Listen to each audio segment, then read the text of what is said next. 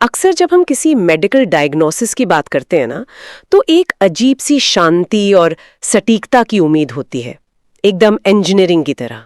मतलब मान लीजिए किसी की हड्डी टूट गई है। हाँ, वो व्यक्ति डॉक्टर के पास जाता है, डॉक्टर एक्सरे करता है। बिल्कुल, और उस काली फिल्म पर एक साफ सफेद टूटी हुई रेखा दिखाई देती है। डॉक्टर बस अपनी उंगली से इशारा करके कहता है कि देखिए यहां दिक्कत है। समस्या और उसका समाधान दोनों एकदम स्पष्ट होते हैं। सही कहा। मतलब ये तो एकदम बाइनरी स्थिति हो गई ना, या तो हड्डी टूटी है या फिर नहीं टूटी है। इसके बीच का कोई रास्ता नहीं होता, और विज्ञान की इसी स्पष्टता में हमें एक सुकून मिलता है ना? और इंसानी फितरत भी ऐसी ही है। हमें ऐसी ही चीजें पसंद है जो आंखों से दिखाई दें, जिन्हें आसानी से अलग अलग खानों में बांटा जा सके। लेकिन असल में हमारी आज की इस गहन चर्चा का सबसे दिलचस्प पहलू यहीं से शुरू होता है। क्या होता है जब हम किसी इंसान के अतीत का एक्सरे करने की कोशिश करते हैं? तब तो वो एक्सरे मशीन पूरी तरह से काम करना बंद कर देती है। बिल्कुल। क्योंकि जब हम मानव जीवन, उसकी पुरानी यादों या उसके मनोवैज्ञानिक विकास की दुनिया में कदम रखते हैं, तो हम एक ऐसे परिदृश्य को देख रहे होते हैं जो बहुत ही धुंधला और उलझा हुआ है। मतलब वहां कोई साफ सफेद रेखा नहीं होती जो बता सके कि इंसान अंदर से कहाँ टूटा है। बिल्कुल नहीं। जीवन के संघर्षों, असफलताओं और मानसिक आघातों का कोई सीधा एक्सरे नहीं होता। और इसी धुंधले परिदृश्य को समझने के लिए आज हम जो ये गहरी चर्चा कर रहे हैं वो बहुत खास है। आज हमारे पास जो स्रोत है वो कोई मेडिकल रिपोर्ट या मनोविज्ञान का शोध पत्र नहीं है।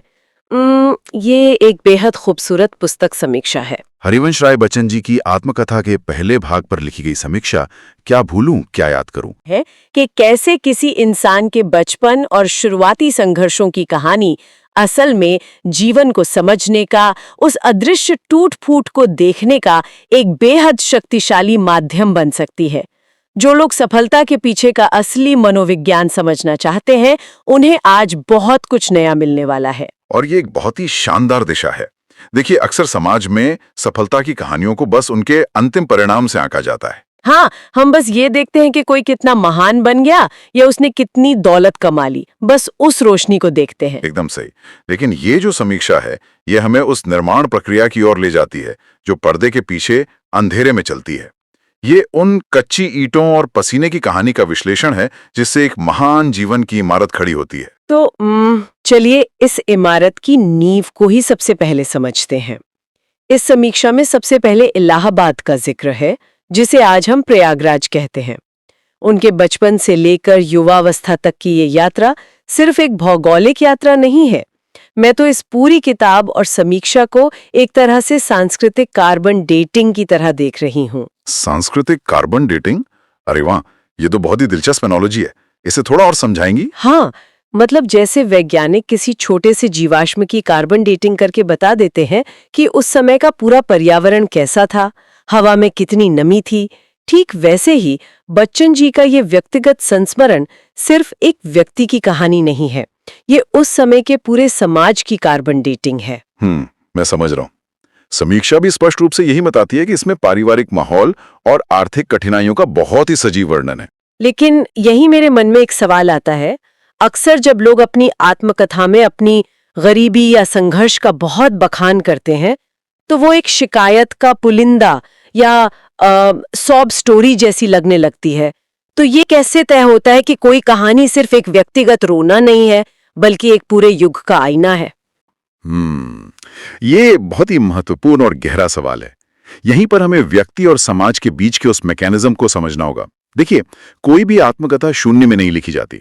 बिल्कुल। जब बच्चन जी अपनी आर्थिक कठिनाइयों की बात करते हैं, तो वो केवल अपनी जेब के खालीपन का रोना नहीं रो रहे होते। समीक्षा साफ कहती है कि इसमें भारतीय समाज और संस्कृति की झलक मिलती है। मतलब वो उस समय के मध्यम वर्गीय समाज का एक ऐसा प्रेशर कुकर था जिसमें पूरा युवा वर्ग उबल रहा था। एकदम सही कहा आपने। 1920 या 30 के दशक के भारत में शिक्षा केवल ज्ञान हासिल करने का तरीका नहीं था, वो सामाजिक और आर्थिक दलदल से बाहर निकलने की एकमात्र सीढ़ी थी। अच्छा, तो वो संघर्ष केवल पैसों का नहीं था, बल्कि अपनी एक पहचान बनाने और समाज में सम्मानजनक जगह पाने की जद्दोजहद थी। हाँ, और जब वे उस आर्थिक तंगी का जिक्र करते हैं, तो वे उस पूरी व्यवस्था की बात कर रहे होते हैं, जहां अवसर बहुत सीमित थे और मुश्किलें अपार। इसलिए ये एक व्यक्तिगत शिकायत नहीं लगती। बिल्कुल, क्योंकि लेखक ने अपने संघर्ष को समाज के एक व्यापक सत्य के रूप में पेश किया है। परिवेश इंसान को सिर्फ गढ़ता ही नहीं है, बल्कि उसे वो नजरिया भी देता है जिससे वो दुनिया को देखता है। उन गलियों ने और उस अभाव ने उन्हें जो मनोवैज्ञानिक गहराई दी, वही आगे चलकर उनकी महान कविताओं की नींव बनी। सही बात है। ये वाकई सोचने वाली बात है कि कैसे एक व्यक्ति का घर, उसका मोहल्ला, उसका शहर, ये सब सिर्फ बैकग्राउंड का हिस्सा नहीं होते। हाँ। ये वो साँचे होते हैं जिनमें इंसान का पूरा व्यक्तित्व ढलता है। लेकिन हमने ये तो समझ लिया कि बाहरी दुनिया कैसी थी। बाहरी संघर्षों की कहानी तो आसानी से दिखाई दे जाती है। हाँ। असली पेचीदगी तो तब शुरू होती है ना, जब इंसान के अंदर की दुनिया में उथल पुथल मचती है। और बाहरी दुनिया से आंतरिक दुनिया का सफर ही असल में किसी आत्मकथा की सबसे बड़ी परीक्षा होती है। और यहीं पर ये समीक्षा एक बहुत महत्वपूर्ण बात सामने लाती है, भावनात्मक उतार चढ़ाव और आत्मचिंतन। लेकिन अगर हम पूरी तरह से व्यावहारिक होकर सोचे तो आज के दौर में तो हर दूसरा मशहूर व्यक्ति आत्मकथा लिख रहा है। हाँ, राजनेता लिखते हैं, अभिनेता लिखते हैं, उद्योगपति लिखते हैं, है ना। लेकिन एक आम चलन ये होता है कि लोग अपनी कहानी में हीरो सिंड्रोम का शिकार हो जाते हैं। बिल्कुल। वे खुद को एक ऐसे निर्दोष नायक की तरह पेश करते हैं जिसके साथ हमेशा दुनिया ने बुरा किया। हाँ, और अपनी सारी कमियों को वे बहुत चालाकी से छुपा ले जाते हैं। डर दिखाना। तो फिर इस समीक्षा में ऐसा क्या है जो बच्चन जी की आत्मकथा को सच्चाई और ईमानदारी से लिखा गया जीवन वृत्तांत बताता है? क्या जरूरत से ज्यादा आत्मचिंतन आत्मदया में नहीं बदल जाता? ये जो आपने हीरो सिंड्रोम और आत्मदया की बात की ना, ये बहुत सटीक है। देखिए, आत्मचिंतन और आत्मदया के बीच एक बहुत ही बारीक रेखा होती है। आत्मदया का मतलब दुनिया को दोष देना। हाँ, खुद को बेचारा साबित करना कि मेरे साथ ही ऐसा क्यों हुआ। लेकिन वस्तुनिष्ठ आत्मविश्लेषण का मैकेनिज्म बिल्कुल अलग काम करता है। इसमें इंसान अपने ही जीवन को, अपनी ही गलतियों को इस तरह दूर से खड़े होकर देखता है जैसे वो किसी और का जीवन हो। जैसे वो अपने अहंकार को अपनी कहानी से अलग कर देता है। एकदम सही। वो उस एमआरआई मशीन की तरह काम कर रहा होता है जिसका जिक्र हमने शुरुआत में किया था। अच्छा। वो एक्सरे वाली सफेद रेखा खोजने के बजाय मानवीय भावनाओं के उन सॉफ्ट टिश्यू को देखता है जहां गरीबी की सूजन है, जहां रिश्तों में दरारें हैं और जहां अपनी खुद की कमजोरियां हैं। बिल्कुल। इस समीक्षा में सच्चाई और ईमानदारी को इस किताब की सबसे बड़ी ताकत माना गया है, क्योंकि बच्चन जी ने अपनी कमजोरियों, अपने भटकाव और उन क्षणों को स्वीकार किया है जहां वे पूरी तरह टूट गए थे। उन्होंने खुद को एक आदर्श महापुरुष के रूप में नहीं, बल्कि एक सामान्य इंसान के रूप में पेश किया है जो गलतियां करता है। और सोचिए, ये वो दौर था जब हिंदी साहित्य में बड़े लेखकों से ये उम्मीद की जाती थी कि वे समाज के लिए एक बेदाग आदर्श बने। उस युग में ऐसी नग्न सच्चाई लिखना अपने आप में बहुत बड़ा जोखिम था। और मुझे लगता है कि यही जोखिम ही असल में पाठक को लेखक से जोड़ता है। जब एक इतना बड़ा साहित्यकार ये कहता है कि हाँ, मैं भी डरा हुआ था, मैं भी भटका था, तो पढ़ने वाले को अचानक एक बहुत बड़ी राहत मिलती है। बिल्कुल। उसे लगता है कि उसकी अपनी कमजोरियां भी सामान्य हैं। है ना। ये हीरो ना बनने की जो खूबी है, असल में यही इंसान को सच्चा हीरो बनाती है। और शायद इसीलिए ये समीक्षा इस बात पे जोर देती है कि ये आत्मकथा प्रेरणादायक है, क्योंकि ये पढ़ने वाले को जज नहीं कर रही है, ये बस इंसान की कमियों को स्वीकार करने का हौसला दे रही है। एकदम सही विश्लेषण है आपका। आत्मचिंतन की इसी प्रक्रिया में जब व्यक्ति अपने भीतर गहराई में झांकता है तो उसे वहां सिर्फ अपना अक्स नहीं मिलता, उसे अपनी संस्कृति की जड़ें, अपने परिवार के वो संस्कार और वो संघर्ष मिलते हैं जो उसे आकार दे रहे थे। ये आंतरिक ईमानदारी ही इस काम को एक मास्टरपीस में बदल देती है। लेकिन देखिए, हम यहाँ ईमानदारी की बात कर रहे हैं, गहरे आत्मचिंतन की बात कर रहे हैं। ये सब सुनने में बहुत दार्शनिक और भारी लगता है। एक आम पाठक के लिए ये बहुत सारा भावनात्मक बोझ हो सकता है। हाँ, बिल्कुल। अगर कोई व्यक्ति इतनी गहरी बातें किसी को समझाना चाहे तो सबसे बड़ा खतरा ये होता है कि वो बहुत जटिल हो जाए। ये एक बहुत बड़ा पैराडॉक्स है।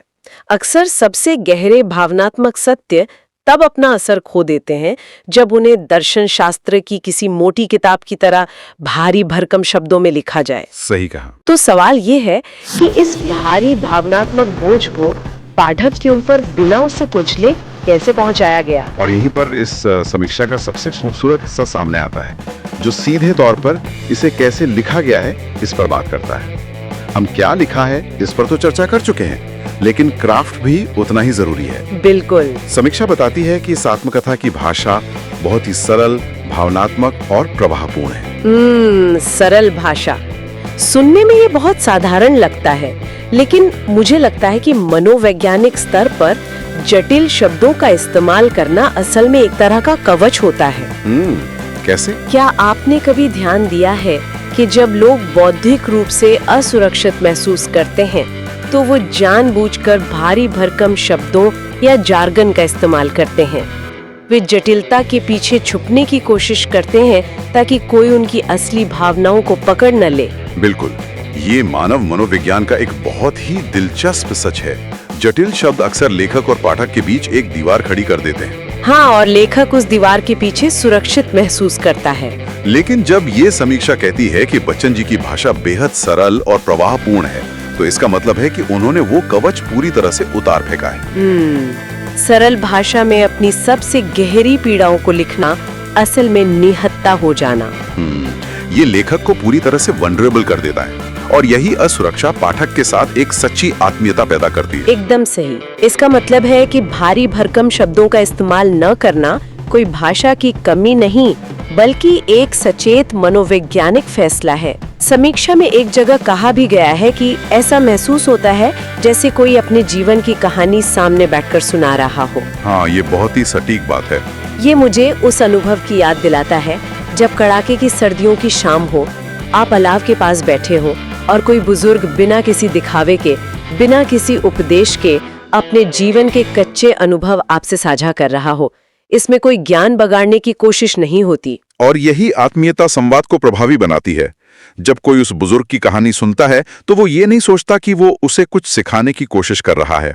ज्ञान का ये हस्तांतरण इतने स्वाभाविक तरीके से होता है कि पाठक को पता ही नहीं चलता कि उसने कब जीवन का एक बहुत बड़ा दर्शन सीख लिया। अरे वाह, बिल्कुल। ये सरलता इस बात का प्रमाण है कि लेखक ने अपने जीवन के जटिल मनोवैज्ञानिक संघर्षों को पूरी तरह से पचा लिया है, आत्मसात कर लिया है। जब विचार स्पष्ट होते हैं तो उन्हें भारी शब्दों की जरूरत नहीं होती। ये तो आज के दौर के हर कम्युनिकेटर के लिए एक बहुत बड़ा सबक है।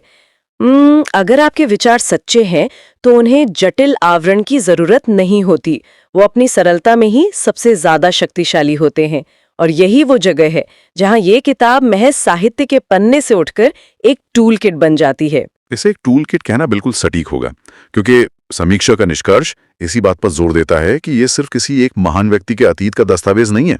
ये सफलता और संघर्ष को समझने का एक व्यवहारिक माध्यम है। और यही बात इस पूरी चर्चा को आज के समय में अत्यधिक प्रासंगिक बना देती है। आज के युग में भी इंसान तनाव से गुजरता है। जब कोई अपनी शिक्षा को लेकर संघर्ष कर रहा हो या करियर की शुरुआत में बार बार असफल हो रहा हो, तो उसके लिए जानना एक बहुत बड़ी सांत्वना है। हाँ, ये एहसास के इतिहास के महान लोग भी किसी समय उन्हीं अंधेरी गलियों और उन्हीं भावनात्मक तूफानों से गुजरे हैं, बहुत हौसला देता है। बिल्कुल।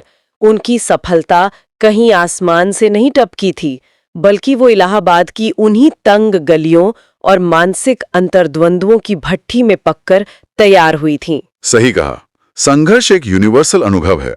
जब समीक्षा कहती है कि ये किताब हर उस व्यक्ति को पढ़नी चाहिए जो सफलता और संघर्ष की असली कहानी जानना चाहता है, तो वो इसी ओर इशारा कर रही है। असली कहानी वो नहीं होती जो सफलता मिल जाने के बाद तालियों की गड़गड़ाहट के बीच मंच से सुनाई जाती है। असली कहानी तो वो होती है जो बंद कमरों में, निराशा के गहरे क्षणों में, खुद पर संदेह करने के दौर में लिखी जाती है। और फिर वहां से उठ खड़े होने के संकल्प में। तो अगर हम इस पूरी गहन चर्चा के मुख्य बिंदुओं को समेटें, तो हमने देखा कि कैसे बाहरी परिवेश और आर्थिक चुनौतियां एक इंसान के जीवन की नींव रखती हैं। हाँ। हमने समझा कि वस्तुनिष्ठ आत्मविश्लेषण में ईमानदारी कितनी जरूरी है और कैसे आत्मदया से बचकर अपनी कमियों को स्वीकार करना ही इंसान की सबसे बड़ी ताकत बन सकता है। बिल्कुल। और अंत में हमने ये जाना कि अपनी असुरक्षाओं को एक सरल और प्रवाहपूर्ण भाषा में सामने रखना कैसे पाठक के साथ एक ऐसा रिश्ता बनाता है जो दशकों तक कायम रहता है। और यही कारण है कि ये आत्मकथा और इस पे लिखी गई ये समीक्षा आज भी उतनी ही जीवंत है।